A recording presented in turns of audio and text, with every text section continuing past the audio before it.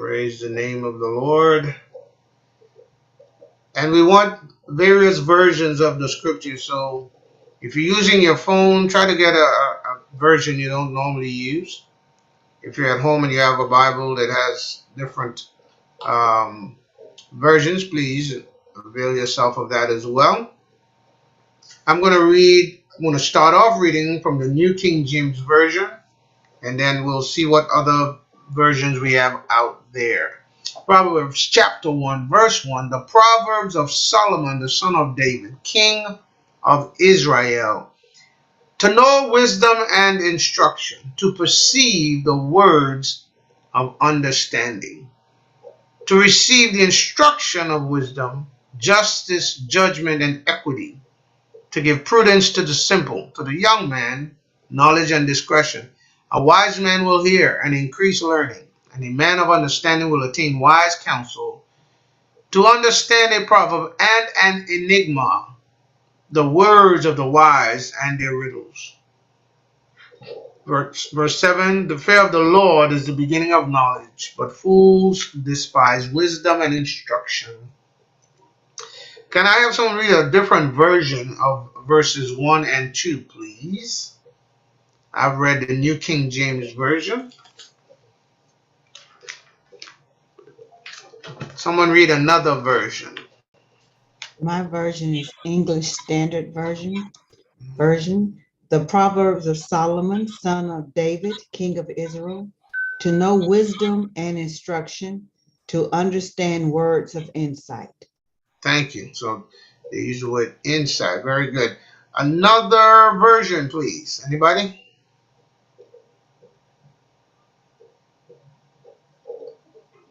Who else has another version? Let me see. Let me put my Amplified Bible out.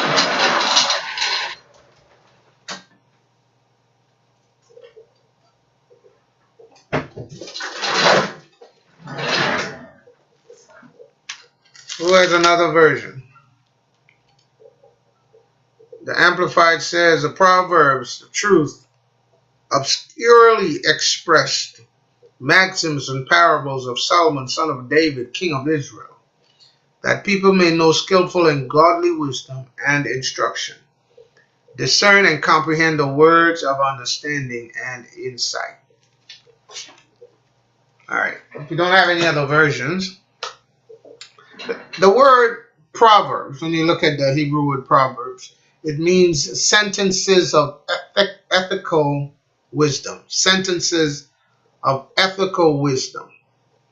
Now, as we were talking about knowledge the other day and understanding, I interjected the word desire because I really believe that even though knowledge is available, you will only go after what you desire when knowledge and information is concerned.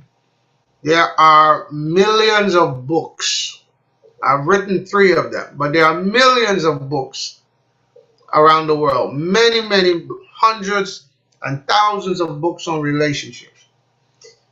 But most people, I would say, if I ask for someone to show of hands, you can click your hand, or you can just say yes.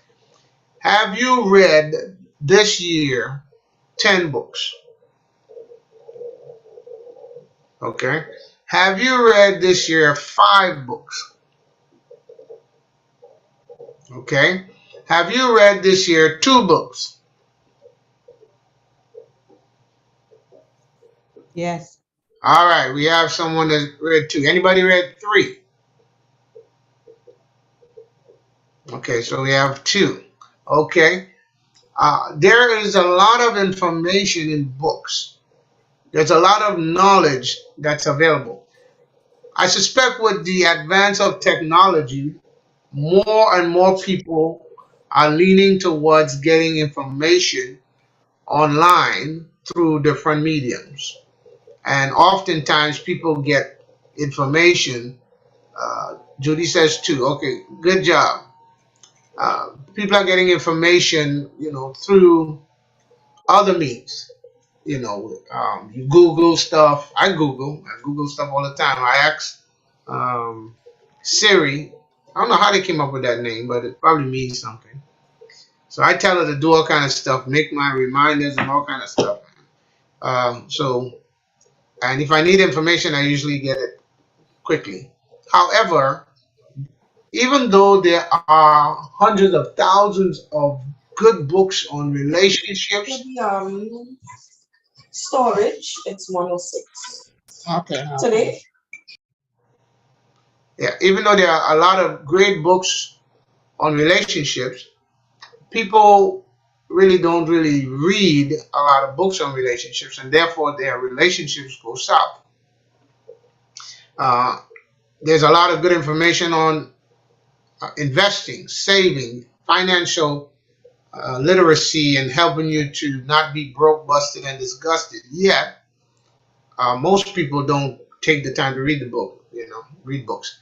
And I'm just saying that not to say that you should read books on these things, to say a couple of things. One, knowledge is available, and a lot of books are now online, and a lot of information and excerpts from the books are online, so you can get the meat of the book without reading the book.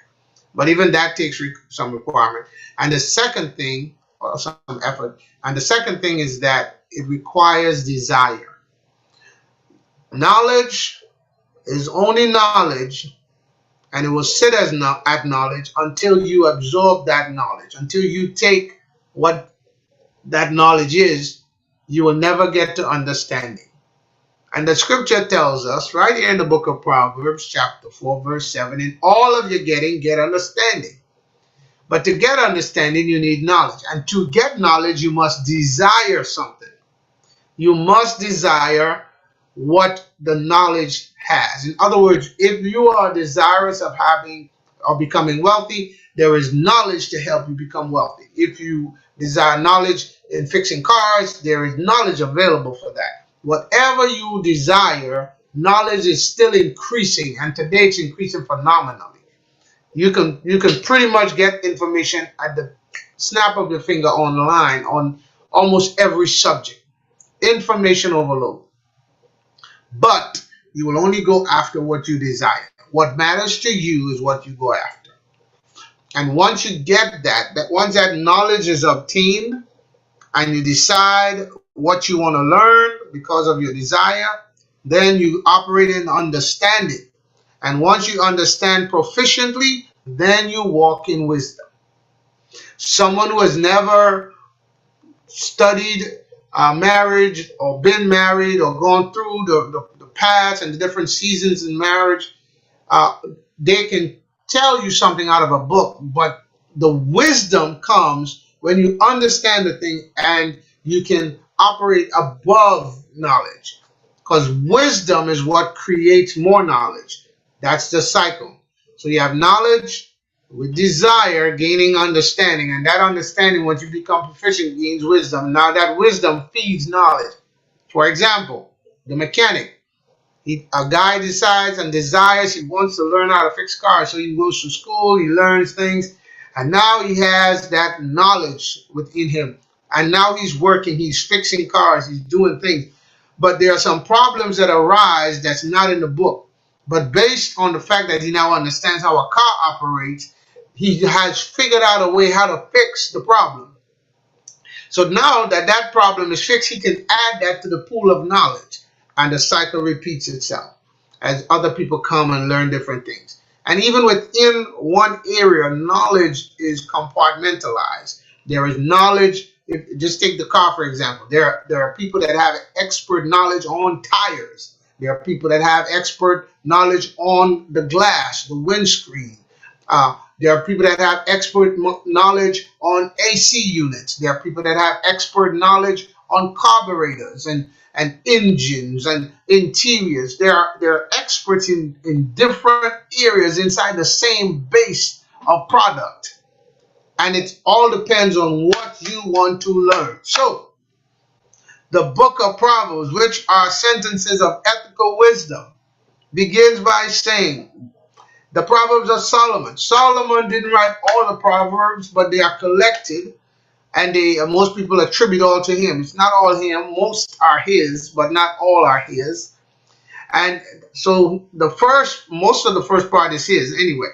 So he says, these are the proverbs to know wisdom and instruction, to perceive the words of understanding. That word instruction, let's go to, I have a version here on my Bible app.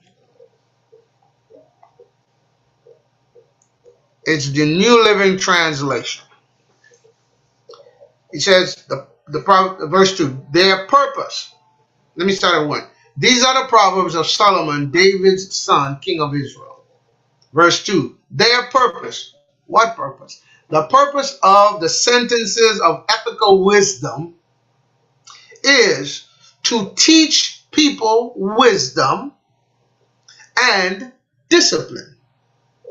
To teach people wisdom and discipline. To help them understand the insights of the wise. There are insights that wise people operate in that you can lay a hold of when you listen to the Proverbs. Well, we're in the book of Proverbs, chapter 1. There is some classwork on the screen. You can go ahead and work on your list of 10 things that you could be more disciplined in. It's going to be a private list, so you can write anything you want. You're not going to share it with anybody. And then we'll see if we can identify the top 3. All right. Thank you for joining. So we're in Proverbs chapter 1, verses 1 and 2. So the Proverbs, which are sentences of ethical wisdom, has been put forth to teach people wisdom. In order to get wisdom, you must have knowledge and a desire to learn something. Then you understand it.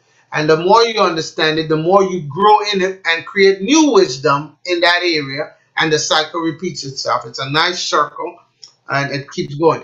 So Solomon is saying Proverbs, the book of Proverbs, he didn't write a book of Proverbs, but Proverbs or sentences of ethical wisdom or smart sayings or pithy sayings, P-I-T-H-Y. They're there to help you become wise. There is knowledge in the earth. Maria, take care of that meeting. There is knowledge in the earth that can help every single person operate in wisdom. Yes? Yes. Yeah. Sorry, here this something has grabbed my screen. Okay. So there is knowledge in the earth. There is absolutely, in this time that we're living in, there is no reason for anyone to walk ignorant of a matter. We have enough knowledge where everyone can now walk in wisdom. All you have to do is go through the process. Now, what I'm highlighting in the statement is the word discipline. Discipline actually has, well, it has more than 2 meanings, but we're just going to touch on 2 areas that we want to come from. Okay, the word discipline is the Greek number 4148. If you're doing the Strong's Concordance, 4148. Musar. Musar. It sounds like M-U-S-A-R. Now, this is what the word means. There are 3 meanings given to that word. Some translations translated instruction. Some do this say discipline. Some say instruction, discipline, and even correction. And these are the 3 meanings: discipline, correction, chastening. Chastening, for those of you that don't know, it's like punishment. Okay, it's like a child getting a spanking. That you don't get a spanking because your parents want to spank you. You get a spanking because you've done something that can cost you or your parents or your family or yourself something, and maybe even your life. So that's why obedience is important, and it's important to instill it in children. So there's the discipline of correction, and then there's the discipline of instruction. There's a discipline of correction, and there's a discipline of instruction. Can somebody type that in the chat for me? There's the discipline of instruction, and there's the discipline of correction. Let me see who is my fastest typer here tonight. Mhm.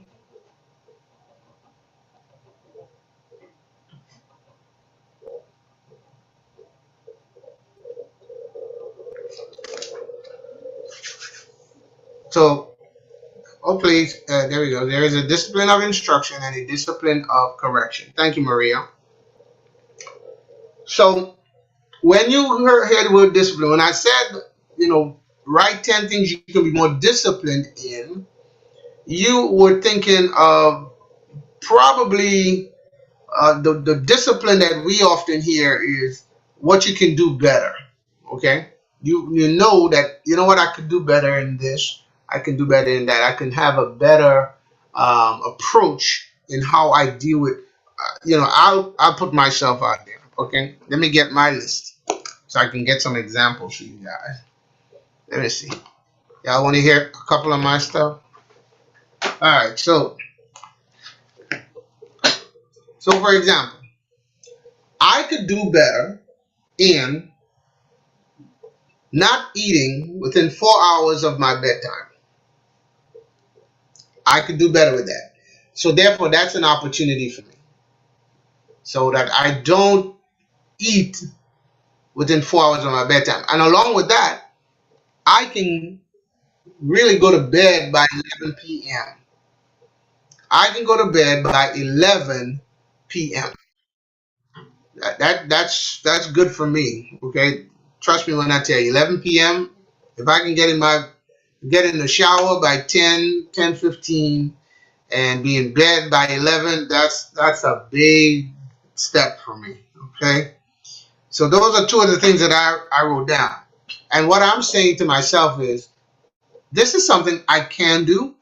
It is not something that I am doing, but it is something I can do. And if I do that, ultimately, it will now allow me to sleep better and not to, charge my body with food within my sleep time, right? And a lot of sometimes, as doctors, and they'll tell you, nutritionists, take care of your body. Don't eat too late, because eating late can be a problem for your body. So make sure and don't eat too late. Let's wait till that person comes in, and we'll explain the classwork. Okay. For those of you that are just joining, we're talking about discipline, and we want you, as on the screen, you'll see the classwork. While we're talking, we're in Proverbs chapter 1. Find 10 things. This is a private list. Find 10 things that you can be more disciplined in, and we'll go from there. Okay? So this is my approach when it comes to my body. What can I now do better that will help me be better? Because if I continue to eat close to bedtime, it's going to affect my digestive system, which is going to affect my immune system, which will ultimately affect my health. So I need to make sure I cut off eating within 4 hours of bedtime. Not only that, I need to sleep more. So I need to now set a time to go to bed. Okay? So this is an area of opportunity for me. All right? Okay? So that's what I'm going to do. I have on here as well, exercise 4 days a week. Now, I think since I've been a grown man, every doctor tells you that exercise is good for you. Every time you go to do your physical, they ask you how many days are you exercising, blah blah blah. You read, things online about health, and it always includes getting some activity in your life. Now, can I get a witness? Does anybody have that on their list? Does anybody else have something to do with exercise on their list? I do. I do. I Yes, do. I do. Yeah. Because when I go to my cardiologist, the first thing he says to me, "Are you exercising?" I said no, and he looks at me like, "All right." So Yeah. I need But to. and we live such sedentary lifestyles. We sit so much, and sitting is not always good for you. So standing is really good for you. Oh, Walking is even better for you. and overall exercise is good for you. So I have that on my list because recently the reason why I'm doing this is because I have some times with the Lord, and we go over certain things, and he pressed me on some matters, some things that I need to take care of, and I have not disciplined myself enough to take care of it. And so it's these little things that we don't have discipline in that really begins to affect us. Remember, we're talking about discipline as instruction and discipline as correction. I'll tell you something about discipline of correction. I know, let me see what would be a good time. When did this happen? Well, this was combined with just being in the wrong place at the wrong time. I went to visit someone who I really didn't need to go visit them. But anyway, they had a sick child. And there I am in the house with a sick child. And I know I should not have been there. And by the time I got back home, I was sick with what the child had. And I'm like, oh my gosh. I knew I shouldn't have gone there. I don't know if anybody else has ever been there. But I knew I should not have gone there. The discipline that I should have exercised at the time would have saved me so much pain because it was chicken pox. And when you get chicken pox as an adult, it's even worse. Man, I thought I was going to die. I thought for sure, I said, this is it, Jesus. This is it, Jesus. I'm coming to join you. I'm coming to join you, Jesus. Oh, God. Oh, God. But anyway, I went through a lot of pain.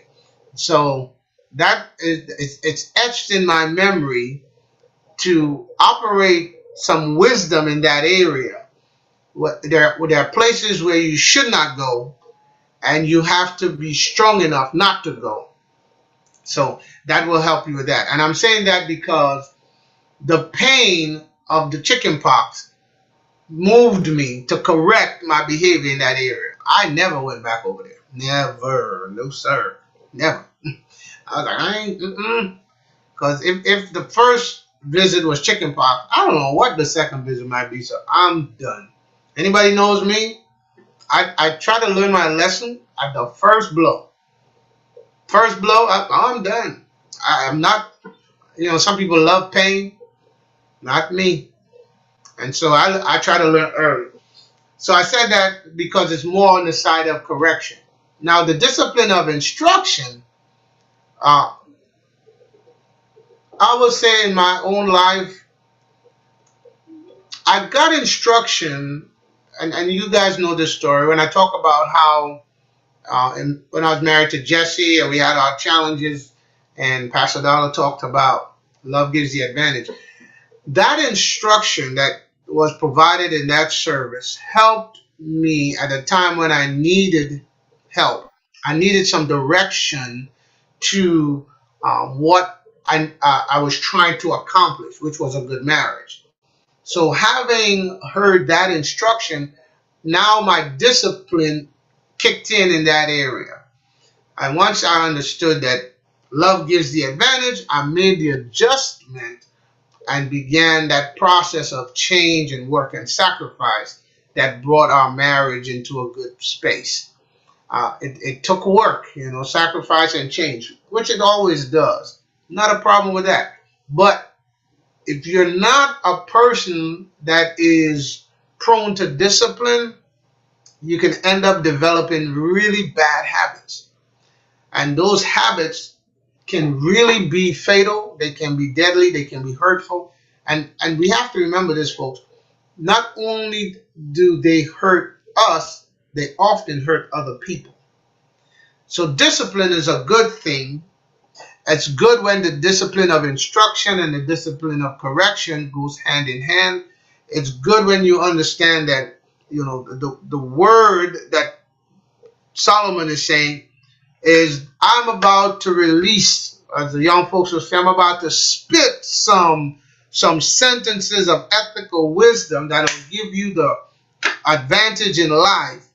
And it's going to come through wisdom and instruction, or wisdom and discipline, or wisdom and chastening, or wisdom and correction. You do not need correction unless you are incorrect. There's no reason to read the book of Proverbs for correction if you are correct. But the mere fact that it's there available for all of us, and all of us need to be in it, should tell you and I we need some correction. Now, if you don't need correction in your life, if you're perfect, then you're good. You can skip this message or this lesson or this class. But if you need some help, if you recognize that, you know what, I can do better, I can be better in a certain area of my life, then the book of Proverbs is for you. Solomon is dropping the wisdom along with a couple other folks that have Proverbs in here, but he's about to drop the knowledge. He's about to drop the wisdom. He's about to drop the information and the understanding and the discipline, the instruction, the correction. Now, I will note that some of you, when you hear the word discipline, you think of something that you do. That's another meaning of the word discipline, something that you do regularly. And when you get it all together, when you mesh it all together, if you really want to be disciplined, it includes all of that. The instruction, the correction, and the becoming proficient in the thing.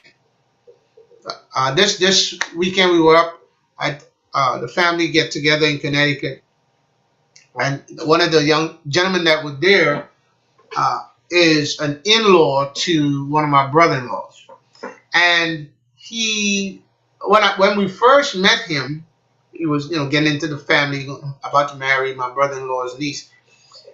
He was regular dude, real nice guy, and then somewhere along the way, after he got married and everything, he just hit a discipline spurt at the gym. And so, a remark was made while we were there, and the wife mentioned that he goes there 6 days a week. That's pretty impressive. 6 days a week in the gym. That's awesome. But, he is interested in doing that, and he has a desire to do it and a desire to eat a certain way and so forth. And it's really good. Even met one of my nephews. He bypassed the macaroni pie. Mac and cheese, as you call it here in the States. We call it macaroni pie. And when I tell you my sisters can throw down some pots, man. But he resisted because my nephew, one of them, he is on this journey to eat certain things at certain times and not eat certain things and so on and so forth.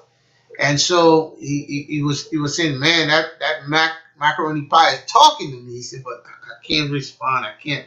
So what is he doing at this young age? He is showing discipline on being able to resist that temptation. The truth of the matter is, all of us need better discipline in our lives. I'll be the first to say I need better discipline. I need this. If I can just sharpen up my 10 on this list here, oh my gosh. If you have already written 10 in the book or your phone or whatnot, just type in the chat 10. We want to see how many people can actually find 10 areas in their lives that they could be more disciplined in. We have, I think, 3 so far. Paula said she did 10. Maria did 10. I did 10. Is there anybody else that has 10? If you do, go ahead and type 10 in the chat right there. Hallelujah.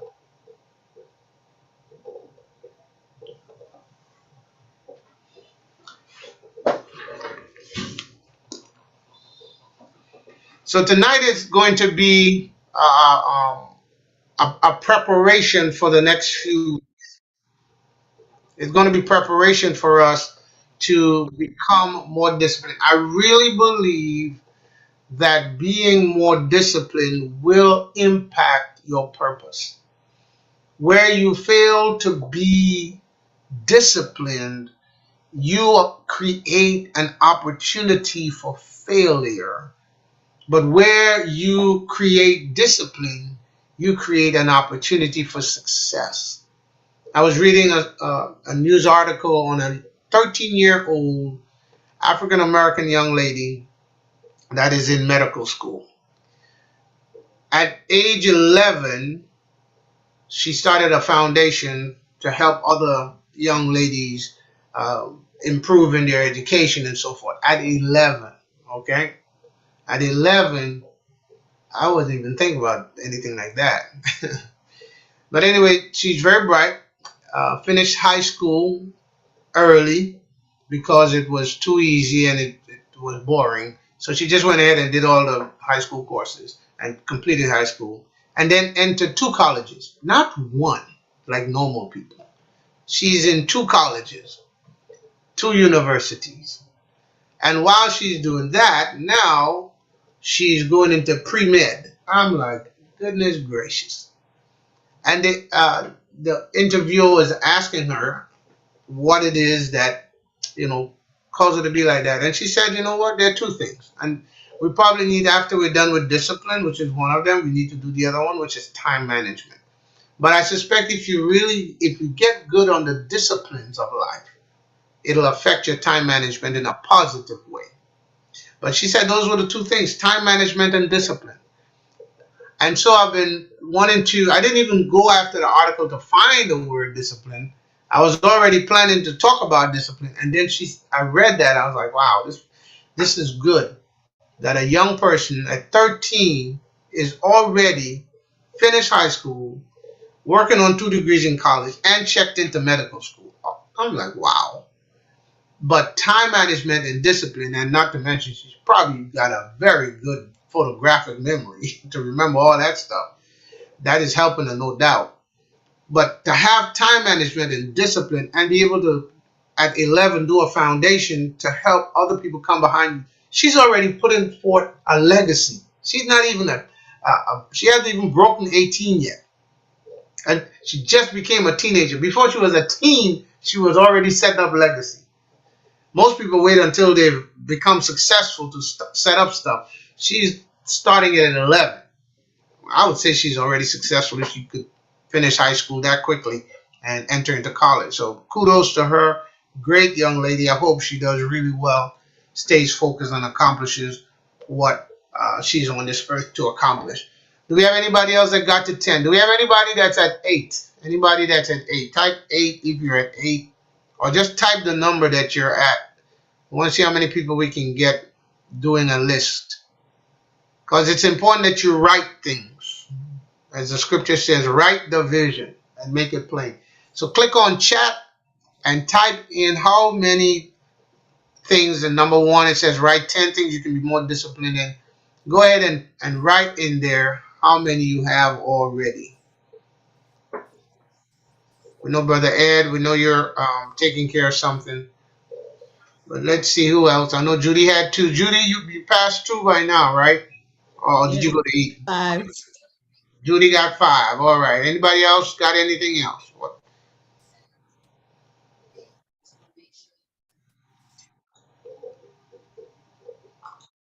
Good to see you, Rayshawn. Good to see you. Good to see you. Reverend Shail, good to see you. All right, so we have classwork going on here. As you're joining in, the classwork is on the screen. We're trying to see if we can get everybody to get 10 things that they can be more disciplined in. And you can type what number you are at in the chat. All right, Shail's at work. Don't get in trouble. Sophia, what number are you at?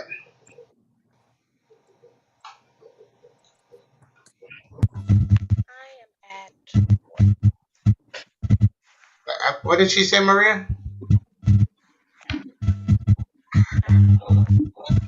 Something's wrong with your phone. Just go ahead and type it, Sophia. All right, Shail's at work. Rishon, do you have anything yet? Do you have any things that you want to get disciplined in?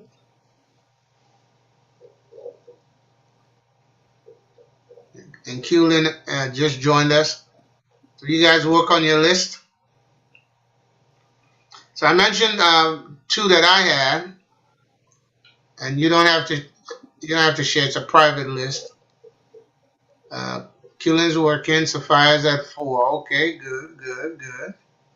All right, all right. If you got 4, you're good. Because after the 10, we're gonna boil it down to 3. So we'll do that in a second. Now let's read down a little bit further in the book of Proverbs, because we're going to try to identify some areas of discipline or instruction or correction or chastening that we can take to ourselves. How many of you, well, we're not live where I can see your reaction, but I will ask it because I know many of you will think the answer and probably shake your head. How many of you just did not like when you did something wrong and you knew you were about to get a whooping or a spanking or something was coming down the road? You knew it, you knew it, you knew it. But you did what you did, and you're like, oh, God, man. How many of you ran from your parents? Boy, I learned not to run from your mother. I did. Don't run from your mother, because that makes her even more upset. And when she gets you, she's going to whoop you even harder than she was planning to, because you made her work. Yeah. Yeah. So, Judy, you know, I grew up on 5 Higgs Street. That's right there opposite, not the St. Louis, but one house after the St. Louis, where, and I think was his name. I know, and they lived. And man, I'd run up and down that yard running from my mom. My gosh.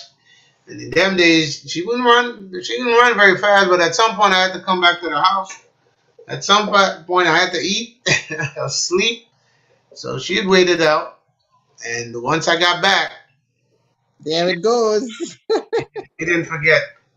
Or where I grew up in is a yard. Okay, we had Mr. Nathan, we had Miss Dorothy, we had Mr. George and his family, we had Miss Daisy, Miss Nora, and Miss Vivian. All of these neighbors, and we've smack dab in the middle. So if you run and one of the adults saw you, yeah, they would hold you for your parent to come and put the and get you. Yeah. Yeah, they might hold you and hold your ears too, or pinch you, or pop you one. And then your parents will add to that. But those were the times I look back and I wish I had more discipline. I didn't get a lot of spankings, but I did get a few. And I could have avoided the few that I got had I been more disciplined.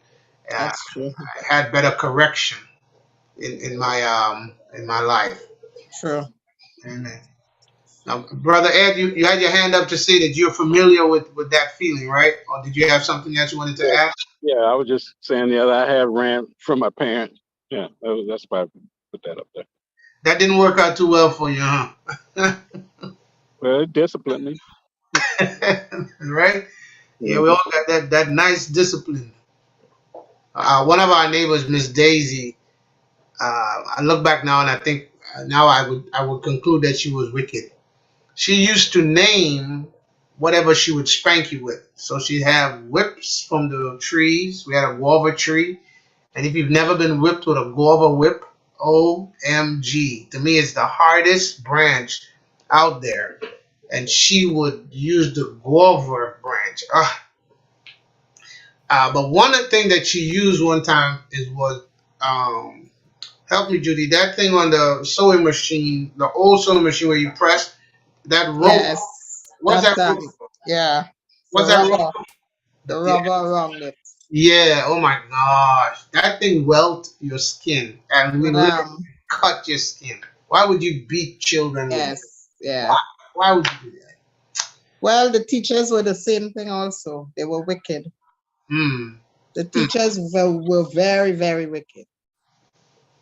Yes, the teachers as well. We had growing up in that village, everybody kind of knew everybody. So when they had what we call miserable children that what do they call it here? Well, children with bad behavior, whatever you call it here. We call them miserable in Trinidad, miserable. And boy, they would get some spankings. And as we got older, more of the today's influence started to take place. So kids were not punished, and now they're not punished at all. They just fight and hurt one another, and sometimes they fight the teachers. But yeah, in school, we had parents would come down and fight the teachers for their kids. Some kids you can't even touch because the parent was going to come and fight. And the biggest fight we had was between a parent I know very well. I won't say the name because this is being recorded, and the teacher. Her name was Miss Nurse, and both of them were big and strong. And man, that was a fight. Two grown women fighting, man. That was a and it wasn't a beat down. I would call it a draw because they did, nobody went to hospital or anything, but they threw a few punches.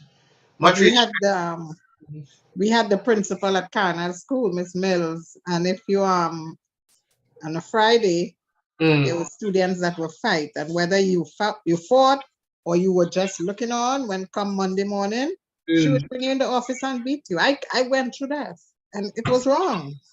That's in the girls' school, huh, Miss Mills? In the girls' school, yes.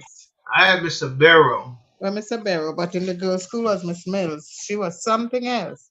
Yeah, I told y'all I learned my lessons quickly. I got to school late one time in 5 years, one time, and that one time, Mr. Barrow also had a guava whip, but his was long. His was I would say about 4 feet long, and man, he gave me a blow on my butt that day. Lord have mercy, I almost pissed my pants. After that, I was like, I am not coming to school late ever again, and I never did. Let me see. Shail said, that was the story of my younger life. I would get spanking for looking at my grandma when she was having a bad day. Oh dang. Cullen said, the students' parents still do, but it's mostly student-teacher fights, physical fights. Yeah, in Trinidad the other day, they showed this girl that she came to school with a knife, to hurt another girl and cut across the girl's face like this. I'm like, oh my God. Now the girl had to spend the rest of her life with a big old scar across her face. I tell you, it's dangerous going to school these days, boy. Yeah. But let's see what Solomon said, and then we'll wrap up because we don't want to keep you too late tonight because we're about to do the homework. So let's read down from verse 8. New King James Version, Proverbs chapter 1, verse 8. And you can continue to put in the chat how many you've gotten to. If you haven't gotten to 10, just put what you got in there so far. He said, my son, hear the instruction of your father.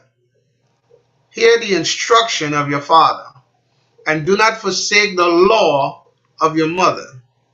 Now, fathers give instruction, mothers give law according to Solomon. So the father has an angle that he will take from you. Now, you would think that he would say, hear the law of your father and do not forsake the instruction of your mother. But it's a young man, and I don't have sons, but I've spoken to young men. And when I speak to young men, I speak to them from the standpoint of instruction. I find when I speak to young ladies, I speak to them more from the standpoint of, hey, this is the law, okay? This is the law, whether in the house or when you're on the street or when you're at school or when you're on the job. Here is the law. Do not do these things and do these other things. And so maybe it's a play on words. It doesn't mean anything, but I find that I'm a lot more strict when it comes to young ladies because I know that they're more vulnerable, I guess.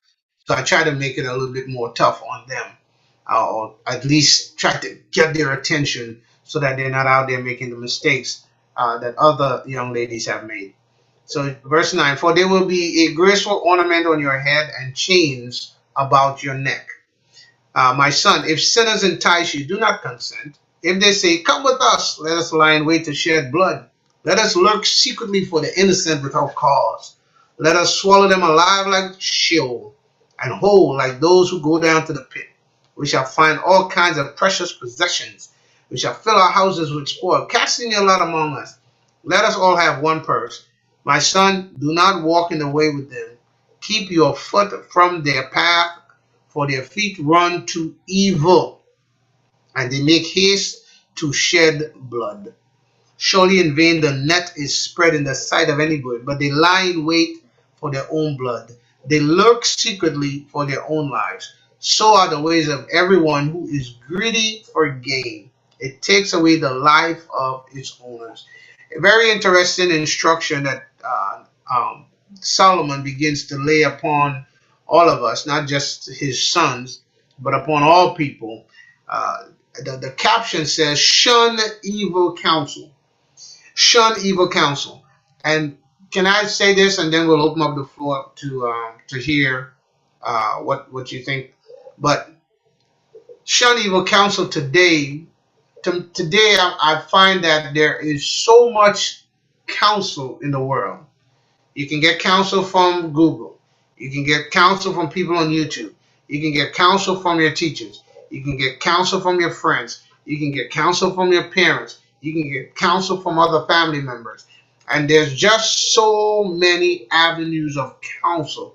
And so the caption that says shun evil counsel lets you and I know that in order to really absorb the sentences of how you say, the sentences of ethical wisdom, for you to become a person that's ethical and wise at the same time, you have to know how to decipher between good counsel and evil counsel. Good counsel brings you to a life of purpose and you accomplish what God placed you on this earth to do. Evil counsel brings you to the place, as he said, their feet run to evil, they make haste to shed blood. And at the end of the day, they lurk secretly for their own lives. They think they are going to take a life, but in reality, all they're doing is losing their own. Evil counsel will destroy. And unless you are disciplined in your receiving of good counsel, you will find yourself at the mercy of people with evil counsel. Sometimes when you're young, you think, well, just my friends, they're not doing anything, they don't mean anything, blah, blah, blah. But if you are hanging around people who have evil in mind, it's going to catch up with you, especially if you're in the midst when they do the evil deed. It's going to come back at you. That's why parents lobby their kids, hey, who you hanging out with? Why are you going there? Blah, blah, blah. And it seems like a nag, but really your parents are trying to get you to the place of success. They're using what Proverbs is talking about to help you become disciplined in your life.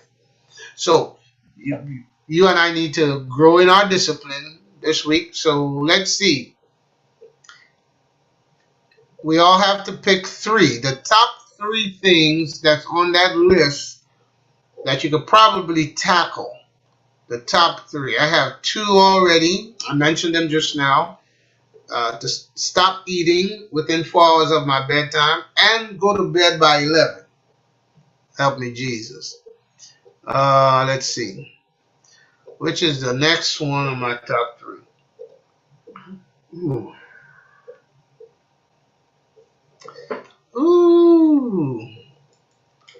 All right, I'm going to choose this one here. All right, so I'm going to add the discipline of getting back to writing out my daily schedule and tasks. I have a calendar here, my book, and I have drifted from doing that. And now I'm doing stuff I don't need to be doing, wasting my time. And I suspect that as I develop my discipline, my time will become there'll be more available time for other things. So those are my top three. Now, which one will be my number one? Gonna be my number one. Gonna be my number one.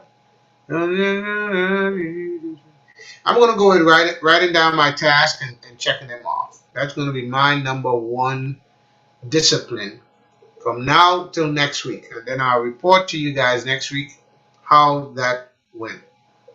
Now, you don't have to share. Your list is private. But if you have something on there, you've chosen your three, and now you know which one you're going to work on, you can go ahead and unmute and tell us, which is the one that you're going to work on for the next week. If you wanted us to hold you accountable, we can do so. So we can check on you next week. And if you don't come, we know that you're running because you didn't do your discipline. Just kidding. But if you want to share, if you feel strong enough to share with us, then will all jot down your name and your discipline and then check on you next week. So you can write down Roger. My discipline will be to write down my daily tasks, my items, and the things I need to do daily and check them off. Boom, boom, boom, boom, boom. All right. Mine is sleep. Judy, sleep. I'm writing you down, Judy. I don't get good sleep. How are you going to do that? Going to bed at a certain time or? Yes, try to go to bed at an earlier time. I don't know how that will work, but I'll try. Okay. Well, what time are you going to bed on average now? After 11. And how many hours do you get on I get average? up at 6. Well, in between the night, during the night, I wake up. Then I get up at 5:30. Okay, so you're pushing about 6 possibly. So you want to push it to what, 8 hours or you want to 7. 7? A good solid 7. Yeah, I don't know how that's gonna work, Pastor Roger, but What about what about at a 10:30? certain age, your sleep is bad. Okay, what about 10:30? Could that be a goal for you? 10:30.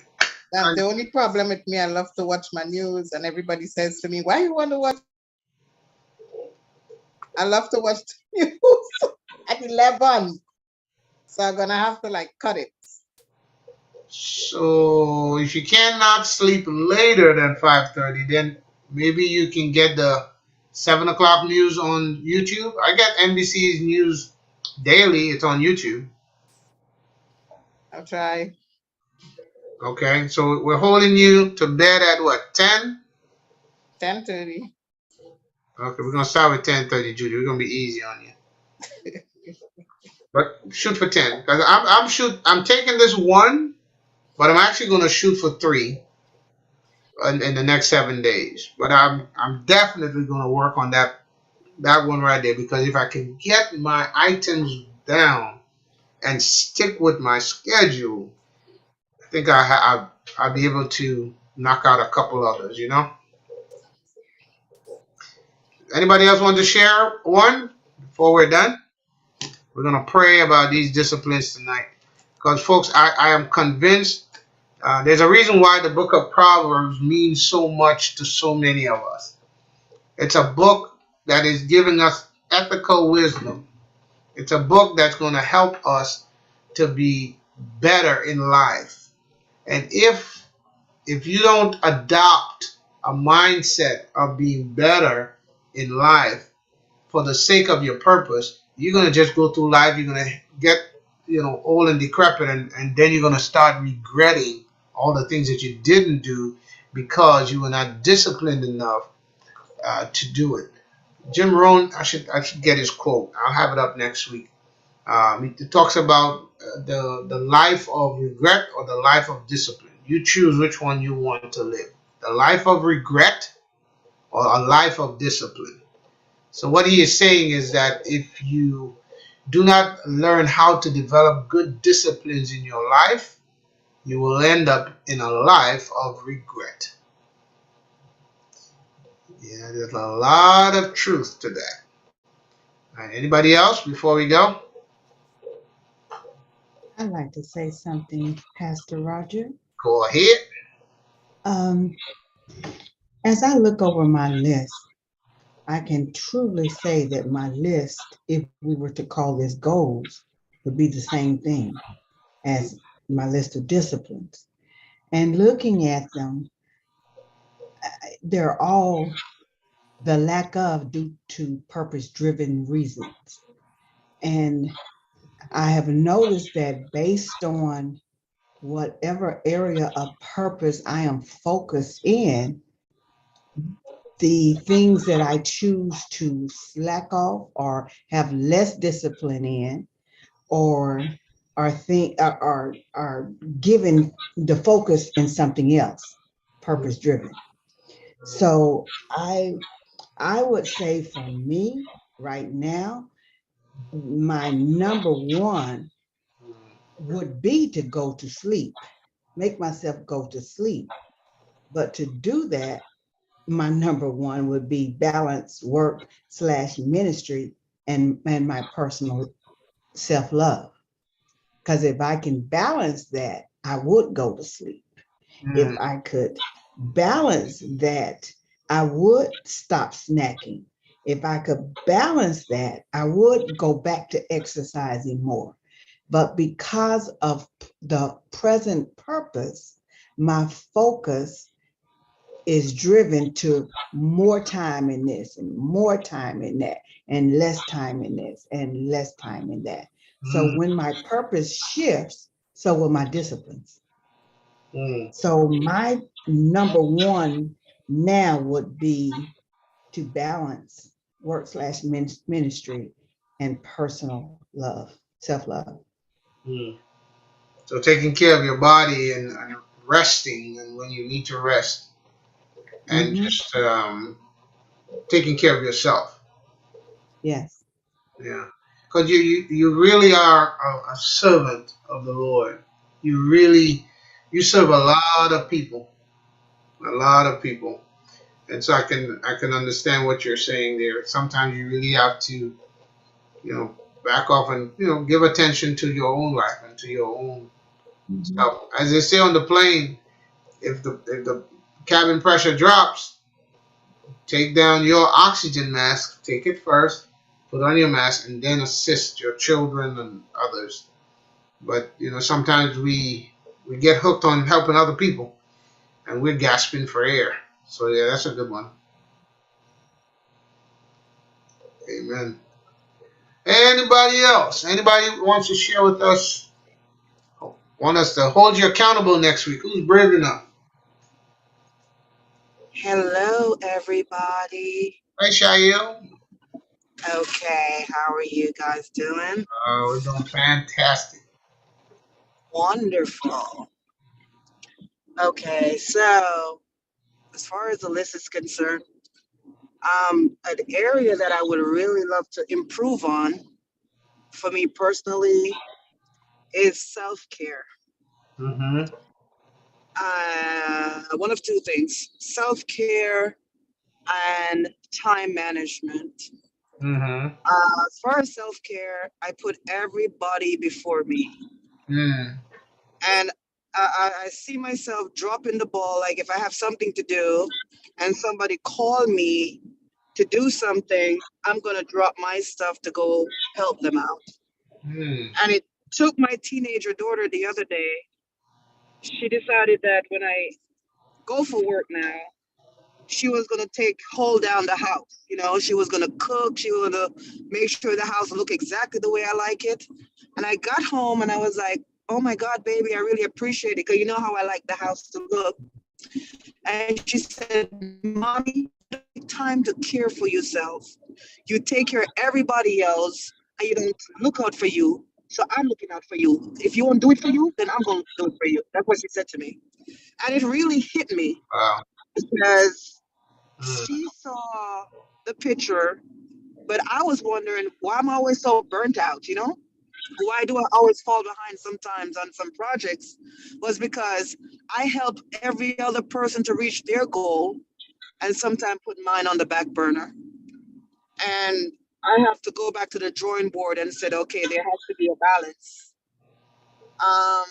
Number two, for me, when I say time management, I think I pack too much in my schedule sometimes. And as a result, I find myself just running about, just running all over the place because I need to have a better structure. There's just too much. There's some things that to me, when I was an instructor, I had something called a parking lot. Yes. And there's certain things that we have to learn to put in the parking lot. Yes. The thing that it can wait for tomorrow. We Yeah. need to put that in the parking lot. The thing that needs to be researched, the Yeah. thing that I need to acquire more information, I need to put those in the parking lot. But what I find myself doing is having the active stuff along with the stuff in the parking lot in the same basket. So sometimes I get confused as to what I need to do next and I become overwhelmed. So For me personally, it's self-care. My top two would be self-care and being a little bit more organized, structure, realizing that I can only do so much stuff in a particular time frame, Yeah. and I need to prioritize my stuff. What Yeah. do I need to do first? What do I need to do second? And what do I need to put in the parking lot? Because the parking lot stuff is stuff I can always go back and revisit. Right. And as time goes by, once I have accomplished my goal, I can now move the stuff from the parking lot to my active list. Yeah. And Yeah. that's what I need to work on. Yeah. Thank you, sir. That's my time. Yeah. That is me right there. That is exactly what my number one is, I think.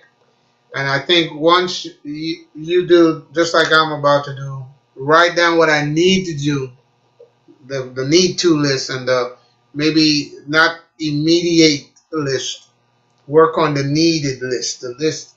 I have a backlog of things in almost every arena.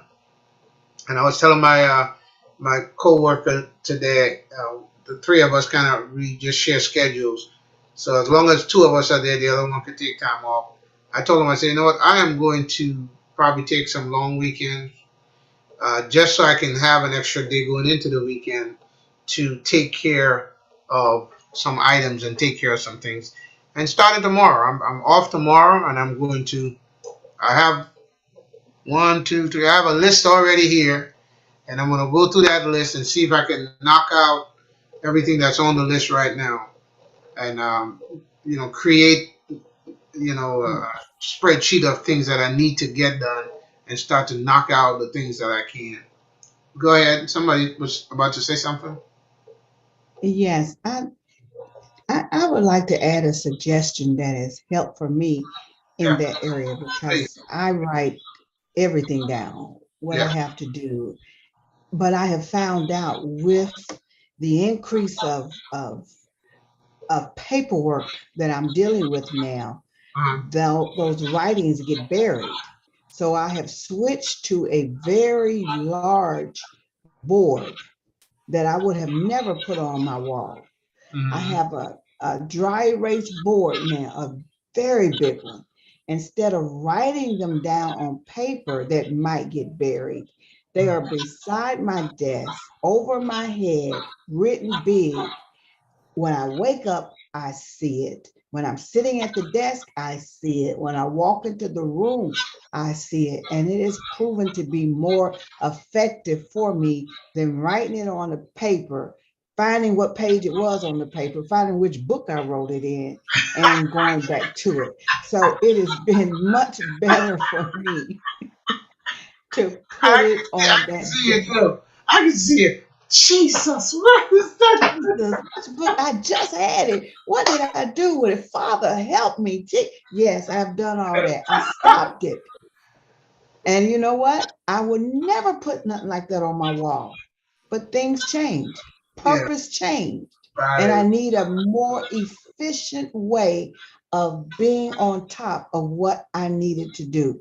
And whatever I don't finish the next day, I leave them all on the board. When I finish, I put a big red mark beside it. If I don't finish it, I put a blue star beside it. And that blue star is like, you better get to me, you better get to me. And it has truly been working. And when I finish everything, I feel so good. I feel so good.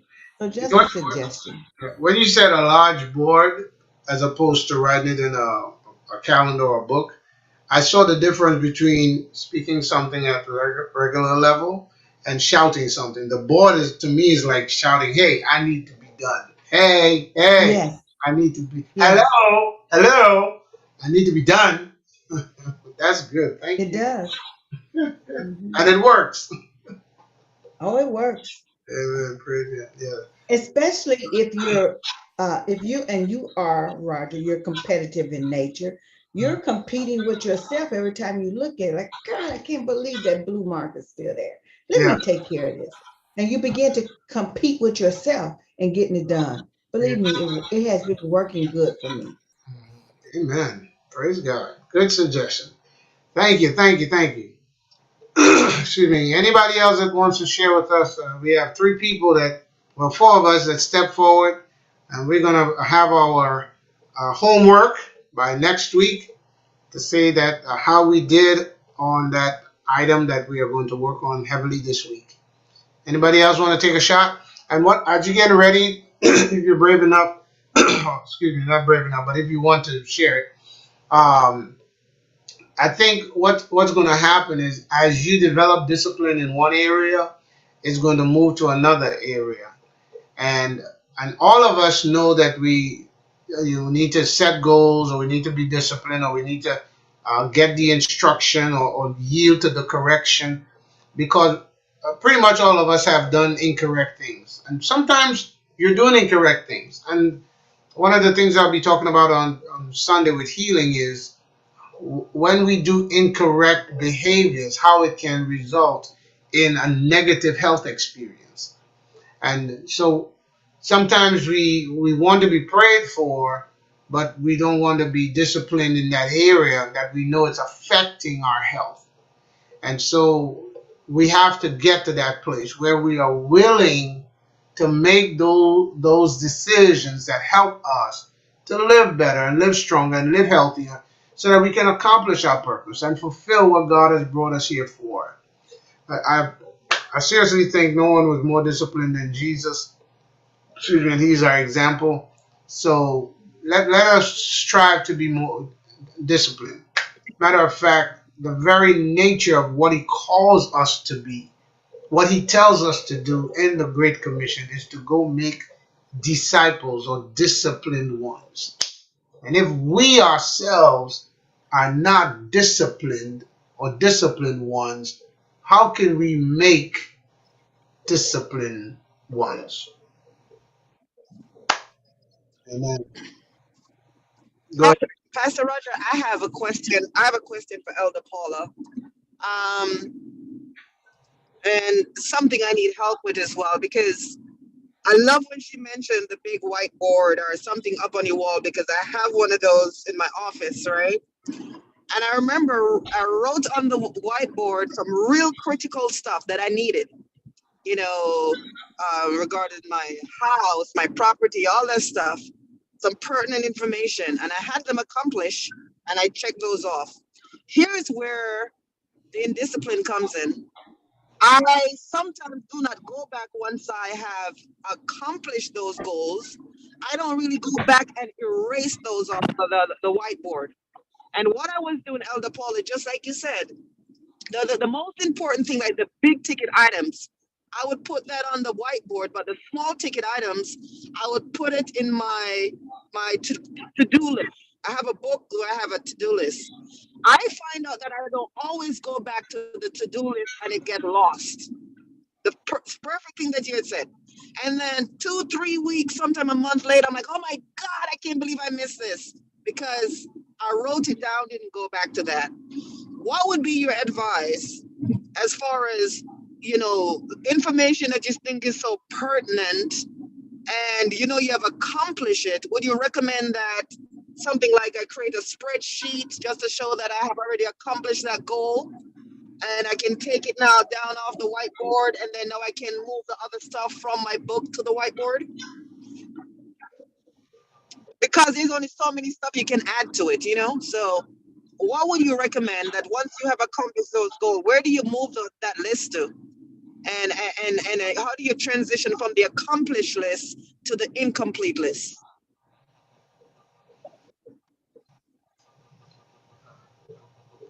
Elder Paula? Oh, there she comes. Yes. Okay.